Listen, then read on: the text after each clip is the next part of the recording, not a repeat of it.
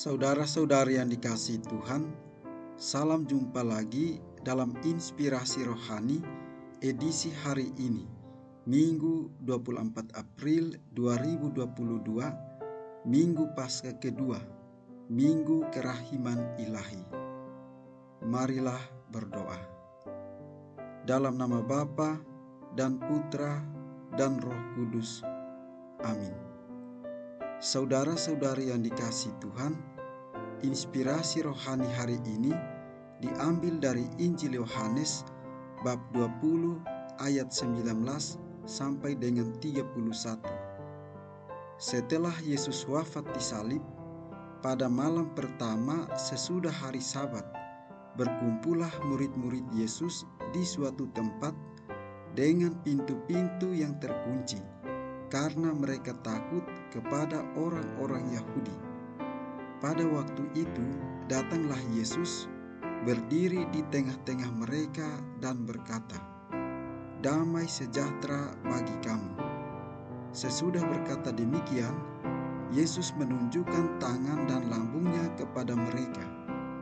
Murid-murid itu bersuka cita ketika mereka melihat Tuhan. Maka kata Yesus sekali lagi, "Damai sejahtera bagi kamu. Sama seperti Bapa mengutus aku, demikian juga sekarang aku mengutus kamu." Dan sesudah berkata demikian, Yesus menghembusi mereka dan berkata, "Terimalah Roh Kudus. Jikalau kamu mengampuni dosa orang, dosanya diampuni. Dan jikalau kamu menyatakan dosa orang tetap ada, dosanya tetap ada." Pada waktu Yesus datang itu, Thomas, seorang dari ke-12 murid yang juga disebut Didimus, tidak ada bersama-sama mereka. Maka kata murid-murid yang lain kepadanya, "Kami telah melihat Tuhan." Tetapi Thomas berkata kepada mereka, "Sebelum aku melihat bekas paku pada tangannya, dan sebelum aku mencucukkan jariku ke dalam bekas paku itu, dan mencucukkan tanganku ke dalam lambungnya, sekali-kali aku tidak akan percaya." 8 hari kemudian, murid-murid Yesus berada kembali dalam rumah itu, dan Thomas bersama-sama dengan mereka. Sementara pintu-pintu terkunci, Yesus datang. Ia berdiri di tengah-tengah mereka dan berkata, "Damai sejahtera bagi kamu." Kemudian Yesus berkata kepada Thomas, "Taruhlah jarimu di sini, dan lihatlah tanganku. Ulurkanlah tanganmu dan cucukkan ke dalam lambungku, dan jangan engkau tidak percaya lagi, melainkan percayalah." Thomas menjawab kepadanya, "Ya Tuhanku dan Allahku." Kata Yesus kepadanya, "Karena engkau telah melihat aku, maka engkau percaya. Berbahagialah mereka yang tidak melihat, namun percaya." Masih banyak hal tanda lain yang dibuat Yesus di depan mata murid-muridnya yang tidak tercatat dalam kitab ini.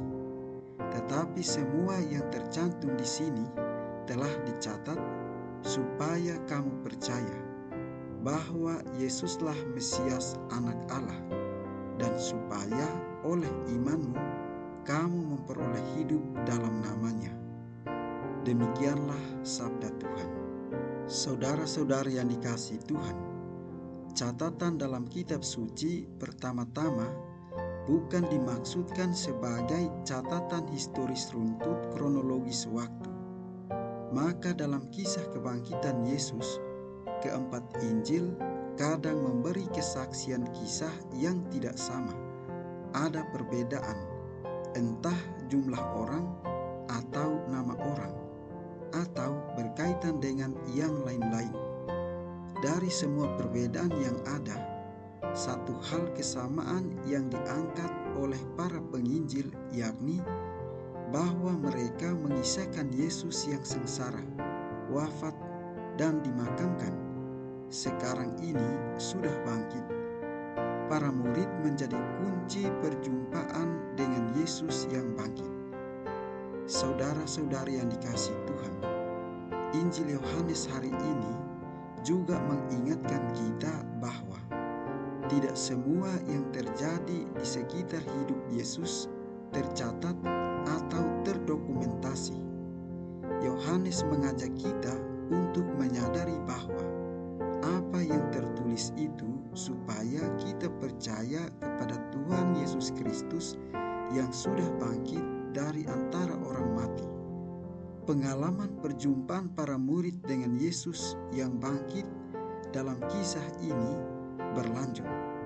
Masih dalam keadaan yang takut dengan orang-orang Yahudi, mereka berkumpul dalam sebuah rumah dengan kondisi pintu terkunci rapat. Yesus yang sudah bangkit mengatasi ruang dan waktu. Ia bisa hadir dimanapun para murid berada. Saudara-saudari yang dikasihi Tuhan, kata-kata yang pertama kali diucapkan Yesus ketika menjumpai mereka adalah damai. Yesus memberikan damai kepada para murid. Para murid yang sedang kalut hanya bisa kembali mengenang apa yang terjadi apabila hidup mereka kembali damai, tenang, dan merenungkan apa yang terjadi.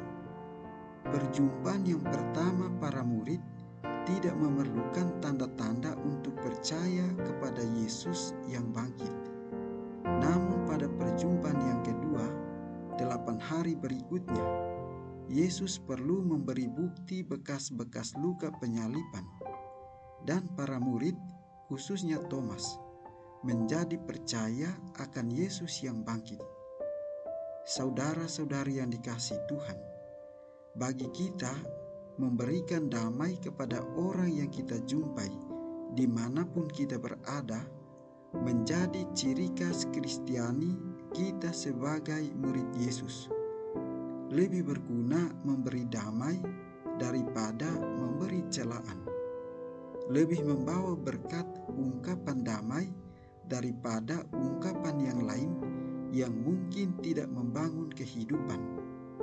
Saat ini, kita tidak memerlukan bukti bekas luka penyaliban Yesus. Kita sudah yakin dan percaya dengan pengalaman iman para murid. Maka yang perlu kita perjuangkan adalah bagaimana kita mampu untuk memberi salam seperti salam Yesus kepada para murid ketika ia menjumpai mereka. Kita yakin bahwa setiap orang pasti lebih memilih hidup yang damai daripada hidup yang penuh peperangan. Marilah berdoa. Allah yang Maha Rahim, dalam perayaan pesta Paskah ini, Engkau menyalakan iman umat yang dikuduskan bagimu.